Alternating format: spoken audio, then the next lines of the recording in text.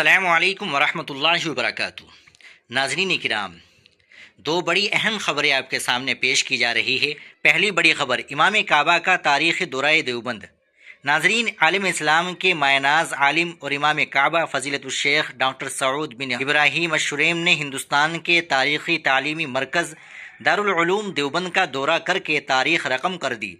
دیوبند کے مشہور زمانہ مسجد رشید میں ظہر کی نماز سے قبل جب امام کعبہ ممبر پر تشریف لائے تو مجمع کا یہ عالم تھا کہ تل دھرنے کی جگہ نہ تھی۔ امام کعبہ نے اپنے خطاب میں دیوبند کی علمی خدمات کو خراج تحسین پیش کرتے ہوئے دو ٹوک الفاظ میں فرمایا کہ ہندوستان میں اسلام کی تاریخ جب بھی لکھی جائے گی، اگر اس میں دارالعلوم دیوبند کا تذکرہ نہ ہوا تو تاریخ نامکمل رہے گی۔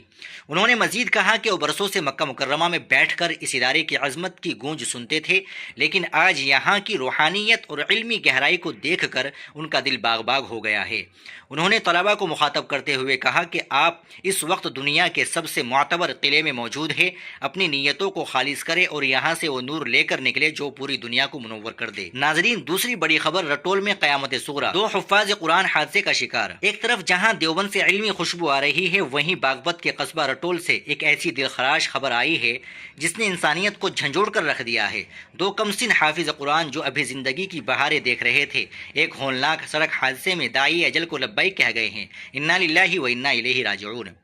ناظرین، یہ المناک حادثہ ہفتے کی صبح اس وقت پیش آیا جب رٹول کے مدرسہ محسن العلوم کے دو ہونہار طالب علم 16 سالہ شہزاد ولد شکیل اور 16 سالہ ایان ولد شہزاد موٹر سائیکل پر سیر کے لیے نکلے تھے۔ لونی روڈ پر پٹرول پمپ کے قریب ان کی تیز رفتار موٹر سائیکل اچانک بے قابو ہو کر سڑک کے کنارے بنے ایک آئینی گیٹ سے ٹکرا گئی۔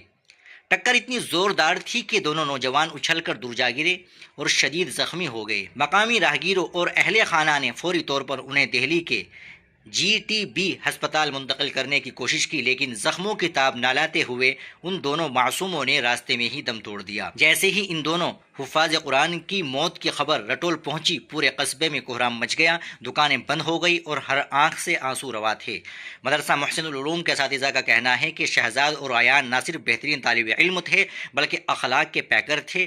آج ان کے جنازے میں ہزاروں کا مجمع اس بات کی گواہی دے رہا ہے کہ ان بچوں کی جدائی نے ہر دل کو زخمی کر دیا ہے۔ ناظرین کرام، آپ ان دونوں خبروں کے تعلق سے کیا کہیں گے کمنٹ باکس میں ضرور بتائیے گا۔ ویڈیو کو لائک اور شیئر بھی ضرور کر دیجیے گا۔ آپ چینل پر نئے ہو تو چینل کو ضرور سبسکرائب کر لیجیے گا۔ السلام علیکم ورحمۃ اللہ وبرکاتہ۔